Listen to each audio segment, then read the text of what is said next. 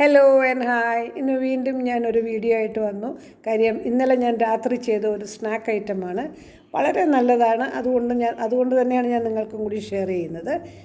ഇവിടെ നിങ്ങൾക്ക് കാണാം, ബൗളിൽ ഞാൻ ഈ കപ്പിൽ ഒരു 1/4 കപ്പ് ചൂട് പാലാണ് ഒഴിച്ചത്. എന്നിട്ട് ഞാൻ ഒരു 1.25 ടീസ്പൂൺ ഈസ്റ്റ് അതിനിട്ടു. ഇൻസ്റ്റൻറ്റ് ഈസ്റ്റാണ്, അതിട്ടു. പിന്നെ ഒരു മുട്ടയും.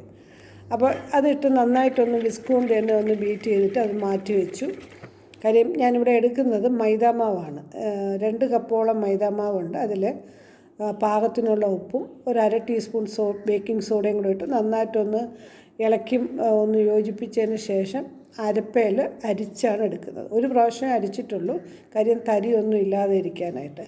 പക്ഷേ അത് ഈ ക്യാമറയിൽ പതിഞ്ഞില്ല, അത് ഞാൻ ശ്രദ്ധിച്ചതുമില്ല. പക്ഷേ ഇപ്പോൾ എല്ലാം അരിച്ച് ഒരു പ്രാവശ്യം അരിച്ചെല്ലാം കഴിഞ്ഞു.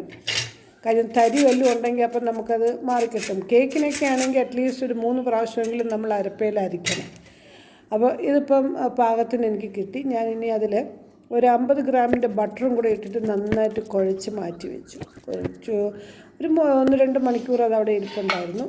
ഇപ്പം ശരിക്കും രാത്രി 9 മണിക്കാണ് ഞാനിത് ഉണ്ടാക്കുന്നത്. അപ്പം അത് നന്നായി വന്നുകൊണ്ടാണ് ഞാൻ നിങ്ങൾക്കിത് ഷെയർ ചെയ്തത്. കാര്യം നല്ലൊരു സ്നാക്ക് ഐറ്റമാണ്. വേറെ എണ്ണമയോ അങ്ങനെയൊന്നുമില്ല.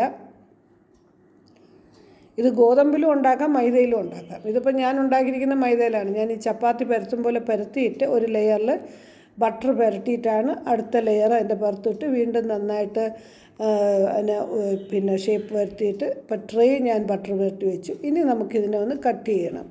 അതായത് ഈ ഒരു ഷേപ്പിൽ കട്ട് ചെയ്ത് നമുക്ക് പിന്നെ ഞാൻ ഈ ബട്ടർ നൈഫ് കൊണ്ട് കട്ട് ചെയ്യുകൊണ്ട് തന്നെയാണ് ഷേപ്പ് എൻ്റെ കട്ടിങ് ശരിയായില്ല. പക്ഷേ എങ്കിലും ഞാനത് എൻ്റെ ആകുന്ന രീതിയിൽ ഞാനതിനെ പിന്നെ ആക്കിയെടുത്തു. 1-2 എണ്ണം പാളിപ്പോയി. കുറച്ച് ബട്ടറും ഇച്ചിരി പാലും കൂടിപ്പോയതുകൊണ്ടായിരിക്കും. അല്ലെങ്കിൽ ഞാൻ കുറച്ച് മൈദ ചേർക്കണമായിരുന്നു, ഞാനത് ചേർത്തില്ല. കാര്യം സമയം ഒത്തിരി ആയിപ്പോയി. അതുകൊണ്ട് ഞാനത് ഉള്ളതുകൊണ്ട് തന്നെ നന്നായിട്ട് എടുക്കാൻ നോക്കി. 2 എണ്ണം കയ്യിൽ ഒതുങ്ങാത്തത് ഞാൻ അതിനെ ഒരു ബണ്ണാക്കി കുഴച്ചിട്ട് അതിൻ്റെ സെൻറ്ററിൽ വെച്ചു. അപ്പോൾ ബാക്കിയുള്ള എല്ലാം ഞാൻ ചുരുട്ടി പിന്നെ ക്രോസൻസ് തന്നെ ആക്കി. പിന്നെ ബണ്ണ് പുരട്ടിയത് സെൻറ്ററിൽ നിങ്ങൾക്കത് കാണാൻ ഞാനത് ട്രെയിനിൻ്റെ സെൻറ്ററിൽ വെച്ചു.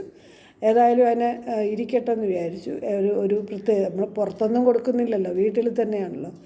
അപ്പോൾ പിന്നെ ഞാനിതിനെ ഒരു മുട്ട അടിച്ചിട്ട് അതിനെയൊക്കെ എഗ് വാഷ് ചെയ്തു. എഗ് വാഷ് ചെയ്യുമ്പോഴാണ് നമുക്കതിൻ്റെ ഗ്ലേസിങ്ങും പിന്നെ ആ ബണ്ണിനെ ഒന്ന് വരഞ്ഞു വെച്ചു. എന്നിട്ട് ഇച്ചിരി വെള്ള എള്ള ഉണ്ടല്ലോ, എള്ള് ഇതിലൊക്കെ ഒന്ന് വിതറി പിന്നെ പാകത്തിന് പിന്നെ എല്ലാം ഒന്ന് സൈസ് പാകത്തിനുള്ള സ്പേസിൽ തന്നെ വെച്ച് എല്ലാം ഒന്ന് ട്രെയിൽ നമ്മൾ ഈ 15 മിനിറ്റാണ് ബേക്ക് ചെയ്തത് 200 ഡിഗ്രിയിൽ. അപ്പോൾ ഇപ്പോൾ കണ്ടില്ലേ, ഇത് പുറത്തെടുത്തു. വളരെ നന്നായിട്ട് നല്ലൊരു മണമാണ്. ബട്ടർ ഉള്ളതുകൊണ്ടാണ് നല്ല മണവും നല്ല സോഫ്റ്റാണ്. ശരിക്കും താല്പര്യമുള്ളവർ ഇഷ്ടമുള്ളവർ ഇതുപോലെ ചെയ്ത് നോക്കണം. വളരെ ടേസ്റ്റിയാണ്. കുഞ്ഞുങ്ങൾക്കൊക്കെ ഇഷ്ടപ്പെടും. വീഡിയോ ഇഷ്ടപ്പെട്ടാൽ like and share and subscribe ചെയ്യാൻ മറക്കരുത്. Thanks for watching.